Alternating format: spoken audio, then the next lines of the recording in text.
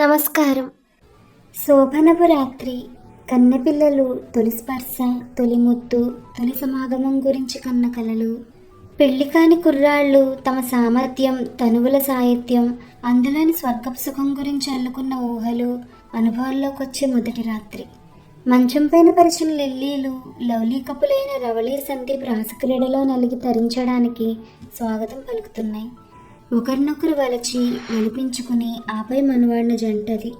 ఆడబోయే hot గేమ్లో వారి energy levels maintain చేయడానికి పళ్ళెంలో స్వీట్స్ సిద్ధంగా ఉన్నాయి. మచ్చలేని చందమామల, వెన్నెల బొమ్మల, తనువులోని అణువణువును సిద్ధం చేసి రాసక్రీడాలాపనకు రెడీ అయి ఉంది రవళి. డాబా మీద పచార్లు చేస్తూ సందీప్ ఎవరితోనో ఫోన్లో ఈ లోకంలో లేనట్లు మాట్లాడుతున్నాడు. ఆగలేక పడక దిగి గది గడప దాటి వెళ్ళి దీపు అని గోముగా పిలవబోయి ఆగిపోయింది. ఛీ, ఎంత ప్రేమించి పెళ్లి చేసుకున్నా అందగాడా అందాలన్నీ ఎందుకోరా అన్నట్లు మరీ ఇలా పిలిస్తే సందీప్ ఏమనుకుంటాడు అని సిగ్గు ముంచుకొచ్చి పిలుపును గొంతులోనే నొక్కి గిర్రెన వెనక్కి వెళ్ళి మంచం మీద కూర్చుండిపోయింది. సారీ రవళి, నా ఫ్రెండ్ ఎంతసేపటికి ఫోన్ వదలడం లేదు అంటూ ఫోన్కు ముగింపు పలికి పడక మీదకి చేరాడు సందీప్. ఎవరా ఫ్రెండ్, ఈరోజు కూడానా అంటూ కాస్త విసుగ్గానే అడిగింది రవళి.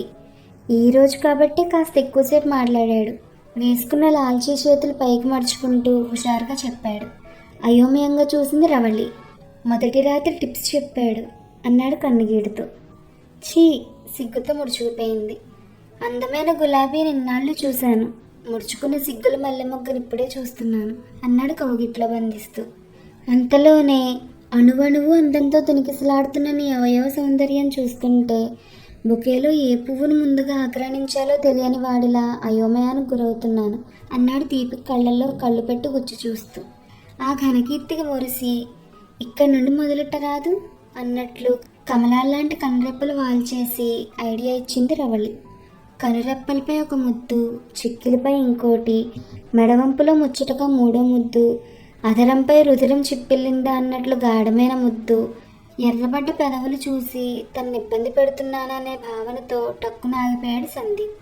మత్తెక్కిన గొంతుతో ఏయ్ అన్న గమ్మత్తైన మూలుగుతో ఈ బాధ సౌఖ్యమే, స్వర్గసుఖమే, డోంట్ స్టాప్, ప్రొసీడ్ ఫర్దర్ అని సందేహపడుతున్న సందీప్కు సుకుమారంగా సందేశాన్ని ఇచ్చింది రవళి.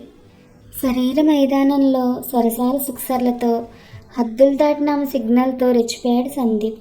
రవళి బౌండరీలతో చెలరైపోతున్నాడు సందీప్. ఫుల్ ఫామ్లో ఉన్న బ్యాట్స్మెన్గా కట్టలు తెంచుకున్న ఉత్సాహం, దానికి జతకూడిన అనురాగంతో కథం తొక్కుతున్నాడు. అతని సరసానికి సహకరిస్తూ అందిస్తూ పరవశిస్తున్న రవళి అంతలోనే గబుక్కున సందీప్ని పక్కకు నెట్టి దూరంగా జరిగింది. అప్పటిదాకా వలుపు బంతులు, కౌగిళ్ళ గుగ్గీలు విసిన రవళి ఉన్నట్లుండి ఏ ఫీలింగ్ లేకుండా ఫ్రీజ్ అయి కూర్చుంది. ఏదన్నా పొరపాటుగా హ్యాండిల్ చేశానా అన్న ఆలోచనతో రాంగ్ షాట్ కొట్టి అవుట్ అయిన బ్యాట్స్మెన్లా షాక్ అయిపోయాడు సందీప్. ఇంతకు నన్ను ఎందుకు పెళ్లి చేసుకున్నావు సందు? అప్పటిదాకా సంధించిన మన్మథ బాణాలను పక్కకు నెట్టి అనుమానంగా ప్రశ్నించింది రవళి. టెన్షన్ పడుతున్న సందీప్ ఆ ప్రశ్న విని తేలిగ్గా ఊపిరి పీల్చుకున్నాడు. భట్టి విక్రమార్కి ఆ ప్రశ్న నదలవా అన్నాడు పుంజుకున్న ఉత్సాహంతో తమ గేమ్ను కంటిన్యూ చేయాలని రవళి మీద వాలిపోతూ. ఆ ప్రశ్న వదిలిపెట్టాలంటే అది మీ చేతుల్లోనే ఉంది అంటూ సందీప్కి అందకుండా చలాకీగా తప్పుకుంది. నిజాయితీగా నిన్ను ప్రేమించాను, పెళ్లి చేసుకోవాలనుకున్నాను, నువ్వు ఒప్పుకున్నావు, అదృష్టవంతుడు అనుకున్నాను. అది అబద్ధం కాదేమో కానీ ఇంకా ఏదో కారణం ఉంది, లేకపోతే ఇందు ఎందుకు అలా అంటుంది? ఇద్దరు కలిసి ఏదో నాటకం ఆడారు. ఆ గుట్టేదో చెప్పిన మరుక్షణం నేను నీ సొంతం అంతే, తప్పంతా నీదే అన్నట్లు చూపువేలు చూపిస్తూ. చెప్పకపోతే అసలు గుట్టు రట్టు చేసేదాకా మనకు జరగాల్సింది జరగదు ఖచ్చితంగా తేల్చేసింది రవళి. ఏ ఆడపిల్ల కూడా మొదటి రాత్రి నన్ను ఎందుకు పెళ్లి చేసుకున్నావు అని భర్తను అడగకూడదు. అదే ప్రేమించి పెళ్లి చేసుకున్న వాళ్ళకి ఆ స్థితి అస్సలు రాకూడదు. కానీ రవళి మొండిపట్టు వెనుక పటిష్టమైన కథే ఉంది. రవళి సందీప్కి కాలేజీలో 2 ఏళ్ల జూనియర్. సందీప్ 3వ సంవత్సరం బీటెక్లో ఉన్నప్పుడు రవళి ఇంజనీరింగ్ కాలేజీలో అడుగుపెట్టింది. మొదటి సంవత్సరం సరదాగా ర్యాగింగ్తో ఆమె వెంటపడే వాళ్ళు ఆ తర్వాత కూడా ఆగలేదు. ర్యాగింగ్ కంటిన్యూ చేయడం కోసం కాదు, ఆమె అందానికి దాసోహం అయ్యి ఫాలోవర్స్ అయిపోయారు. దానిలో సందీప్ కూడా ఒకడు. అందంలోనే కాదు, ఆటపాటల్లోనూ తన ఎక్స్పర్ట్. రవలి షటిల్ పట్టుకొని మెరుపులా ఆడుతూ లవ్వాల నుండి ముందుకు వెళ్ళిన చూసేవాళ్ళు మటుకు తమ గుండెలను లవ్ మీ అని ఫీల్ అయిపోతూ ఉండేవాళ్ళు. గోదారి గట్టుంది లాంటి పాత పాటల నుంచి నేటి వచ్చిండే మెల్ల మెల్లగా వచ్చిండే అనే పాట దాకా పాడి అవలీలగా అందరికీ బిస్కెట్ వేసేసింది రవళి. రవళి గొంతుకకు మురళీరామ విన్న గోపికల్లాగా గోపబాలుల్లాగా తన్మయత్వంతో ఓలాడేవారు. అవన్నీ ఓరగంట గమనిస్తూ కిక్ పొందేది రవళి. రవళి 3వ సంవత్సరం ఎంట్రీ సందీప్ ఎగ్జిట్ దగ్గర పడింది. సందీప్లో ఓ దిగులు బెంగ ఆపుకోలేక ఓ రోజు, నువ్వంటే నాకు మహా ఇష్టం, నీకు ఇంట్రెస్ట్ ఉంటే చెప్పు, కెరియర్ని చెడగొట్టుకోకుండా పీజీలు పూర్తి చేసుకొని మనం లైఫ్లో సెటిల్ అయిన తర్వాతే పెళ్లి చేసుకుందాం, అప్పటి వరకు ప్రేమికుల్లాగే ఉందాం అని మనసు మాట చెప్పాడు.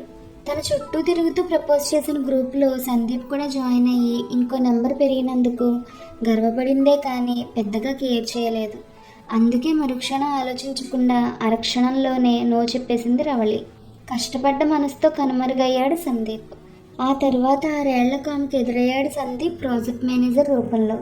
రవళి అతని కింద ఎంప్లాయ్. అతని అందమైన రూపాన్ని చూసి మూర్చిపోయినంత పనైంది రవళికి. అప్పట్లో సాధారణమైన రూపురేఖల్లో ఉండే సందీప్ స్థానంలో కండలు తేని శరీరం, విశ్వాసం చిందించే కళ్ళు, అందమైన నవ్వుతో ఉన్న సందీప్ని చూసి మనసు పారేసుకుంది రవళి. పాత పరిచయం పలకరించడం వరకే పరిమితం చేశాడు సందీప్. అందరితో లాగానే స్నేహపూర్వకంగా మెదులుతున్నాడు. రవళికి మటుకు అతను మరలా ప్రపోజ్ చేస్తే బాగుండని లోపలెక్కడో ఆశ. డైరెక్ట్గా ఇండైరెక్ట్గా ఎన్నో సంకేతాలు ఇచ్చింది. అర్థం చేసుకోలేకో లేదా అర్థం కాకో సందీప్ నుండి ఎటువంటి సందేశం లేదు. చివరికి తనే ఆ లీడ్ తీసుకోవాలని నిర్ణయం తీసుకుంది. అంతలోనే బాస్ కూతురు ఇందు అతనికి ప్రపోజ్ చేసిందనే వార్త ఆఫీస్ అంతా గుప్పమంది. రవళ్ళలో ఒక్కసారిగా దుఃఖం, కసి, నిరాశ వచ్చేసాయి. ఆ రోజు రాత్రి రవళి కంటిపై కునుకులేదు. నిద్రలేని తనువు, శాంతి లేని మనసు తెల్లవారు లేవలేక మొరాయించాయి. ఒంట్లో బాగోలేదంటూ ఆఫీస్కి మెయిల్ పంపించేసింది. 3 రోజులు గడిచిపోయాయి. గర్వభంగం జరిగిన గంధర్వ కన్యలా, ప్రేమ విఫలమైన లైలాలాగా గదికి అంటుకుపోయి తిండి తిప్పలేక పడుంది. తల్లి తండ్రి బంధువులింట్లో పెళ్లికని వెళ్లడంతో అదేమని ప్రశ్నించేవారు కూడా లేదు. 3వ రోజు ఉషోదయ వేళ తెరిచిన ద్వారం నిండుగా వెలుగులా నిలబడిన సందీప్ను చూసి మూగబోయిన రవళి అయింది. ఓ పక్క నీరసం, మరో పక్క అలవికాన ఆనందం. అంతలో నిజమైన అనుమానం ఉప్పెరుగొన్న భావాల కలయిక భరించలేకేమో బలహీనమైన శరీరం తూలింది. సందీప్ పొడుపుగా పొడిచి పట్టుకున్నాడు. 3 రోజులుగా నేను చూడక నాకు పిచ్చెక్కిపోయింది. ఏదో మిస్సింగ్ ఫీలింగ్. బాధ తట్టుకోలేక ధైర్యం చేసి ఇంటికి వచ్చేసాను. అతని హృదయం అర్థమైంది రవళికి. కొన్ని భావాలు పలికించడానికి చేతలతో తప్పితే మాటలు సరిపోవు. తన ప్రేమనంతా నింపి గాఢంగా కౌగిలించుకుంది రవళి. అంతలోనే ఆల్చిప్పల్లాంటి కళ్ళెత్తి, ఒకప్పుడు నీ ప్రపోజల్ని కాదన్నాను, పైగా ఇప్పుడు నాకన్నా అన్ని విధాలా సుపీరియర్ అయిన ఇందు నీకు ప్రపోజ్ కూడా చేసింది, మరి నువ్వు అని రవళి అంటుండగానే, దాటిపోయిన గతం వద్దు, 3వ మనిషి ప్రసక్తి మన మధ్య వద్దు. ఎంతమంది ప్రపోజ్ చేసినా నా సోల్మేట్ నువ్వే. ఇన్నేళ్ళు నా ఎదురుచూపు ఫలించింది. 3 ముళ్ళ బంధం, ఆపై ముద్దు ముచ్చట్ల గురించే మాట్లాడదాం గుసగుసగా అన్నాడు సందీప్. ఆ స్టేట్మెంట్కి ఫిదా అయిపోయి సతిగా మారి సదా సంతోషంగా ఉండాలని డిసైడ్ అయిపోయింది రవళి. పెళ్లి ఘనంగా జరిగింది. రిసెప్షన్కి వచ్చిన ఇందు, నువ్వనుకున్నట్లే జరిగింది సందీప్, కంగ్రాట్స్ గుసగుసగా అంటూ సందీప్కి బొకే అందించి కన్నుగీటింది. అది రవళి దృష్టిని దాటిపోలేదు. ఆ క్షణమే రవళికి అనుమానం మొదలైంది. తనకన్నా అన్ని విధాలా బెటర్ అయిన ఇందునే ప్రపోజ్ చేసిందంటే రవళి తనకి ఖచ్చితంగా అడ్డు చెప్పకుండా ఓకే అంటానని ఆమెను రిక్వెస్ట్ చేసి నాటకం ఆడించాడు. వాళ్ళ నాటకం సక్సెస్ అయింది కాబట్టి ఆమె కన్నుగీట అలా గ్రీట్ చేసింది అనే అనుమానం మనసంతా ఆక్రమించుకుంది రవళికి. ఓర్చుకోలేక అవకాశం అందిపుచ్చుకుని సందీప్ని నిలదీసి అడిగింది, ఎంత అడిగినా నువ్వు నా సోల్మేట్వి. ఇన్నాళ్ళకు ఓకే చెప్పినందుకు నాకు ఎంత ఆనందంగా ఉందో తెలుసా, నా అదృష్టం అనుకుంటున్నాను. అదే సమాధానం సందీప్ నుండి. ఆమె మటుకు సమాధానపరచుకోలేకపోయింది. అదేదో తెలుసుకోవాలని ఒక అచ్చ ఉడుకుమొత్తనం. అందుకే అసలైన కార్యక్రమానికి ముడిపెట్టింది. ఆగలేక అలా అన్న దిగి వచ్చి అసలు నిజం చెబుతాడని. కాలం తుంటరిది, గమ్మత్తాటలాడుతుంది. దాని ఆటల్లో రవళి సందీపుల మధ్య రాజకీయాలకు తెరపడింది. రోజులు గడుస్తున్నాయి, అసలేంది జరగలేదు. నాటకం ఆడాడని ఆమెలో అనుమానం. తనను నమ్మడం లేదని సందీప్లో అసహనం. అణుచుకోలేని తీరని కోరికలతో అందుబాటులోనే ఉన్న ఆవిని ముట్టుకోలేక అల్లల్లాడుతున్నాడు సందీప్. నిద్ర పట్టక టీవీలోని day and night cricket match చూస్తున్నాడు. కొన్ని షాట్లకు వావని, మరికొన్ని షాట్స్కి అయ్యో అని కేకలు పెడుతున్నాడు. ఆ హడావిడికి నిద్రాభంగమై చిర్రెత్తుకొచ్చింది రవళికి. ఏంటి అర్ధరాత్రి తలనొప్పి అంది చిరాగ్గా. రాసక్రీడలకు దూరం పెట్టి దేహానికి దాహం తీరకుండా చేశావు. కనీసం ఈ క్రీడను చూసన్నా రిలాక్స్ అవ్వని కసిగా అన్నాడు సందీప్. రవళికి జాలిగా అనిపించింది. లేచి సందీప్ కానుకొని కూర్చుంది. సందీప్ తనపై చెయ్యి వేయబోయి ఇలా రెచ్చగొట్టి సీన్ ఫైనల్కి వచ్చేసరికి అర్ధాంతరంగా ఆపి కారణం చెప్పమంటూ కనికరం లేకుండా అగ్ని పరీక్షకు గురి చేసి చిత్రహింస పెడుతోంది. ఆ హింస కన్నా తన మీద చేయి వేయకపోవడమే మంచిది అనుకుని తమకాన్ని తనలోనే అంచుపెట్టి టీవీకి కళ్ళప్పగించాడు. బ్యాట్స్మెన్ సిక్సర్ కొట్టాడు. ఉత్సాహంగా చప్పట్లు కొట్టింది రవళి. సందీప్ నిర్లిప్తంగా చూశాడు. 4 బాల్స్ తర్వాత బ్యాట్స్మెన్ షాట్కు బాల్ బౌండరీ కేసి పరుగులు తీస్తోంది. ఫీల్డర్స్ దాన్ని చేజ్ చేస్తున్నారు. ఆడియన్స్ స్టాండ్లో లేచి నుంచున్నారు. బ్యాట్స్మెన్ క్రీజ్ మధ్య పరుగులు తీస్తున్నాడు. సందీప్ లేచి ముంగళ్ళ మీద కూర్చున్నాడు. అందరిలో ఉత్కంఠ. బ్యాట్స్మెన్కు పరుగులు తక్కుతాయా లేదా? ఫీల్డర్కు బాల్ చిక్కుతుందా? ఎవరు విజేత? గెలుపెవరిది? అదంతా తనకు అనవసరం అన్నట్లు బాల్ రేస్ గుర్రల్లా వేగంగా పరిగెడుతుంది. బాల్ బౌండరీ దాటింది. ఉత్సాహంగా చప్పట్లు కొట్టాడు సందీప్. బ్యాట్స్మెన్కి మించిన ఆనందం సందీప్లో. ఏంటి నీ ఓవర్ యాక్షన్? ఇందాక సిక్సర్కేమో గొప్ప ఎక్సైట్మెంట్ ఏమీ చూపలేదు. బౌండరీకి మటుకు చిందులేస్తున్నావు. నాటకమే ఇక్కడ కూడా చిరాగ్గా అంది రవళి. నాకు సిక్సర్ కన్నా బౌండరీనే ఇష్టం ఆనందంగా చెప్పాడు సందీప్. Are you crazy? అవును.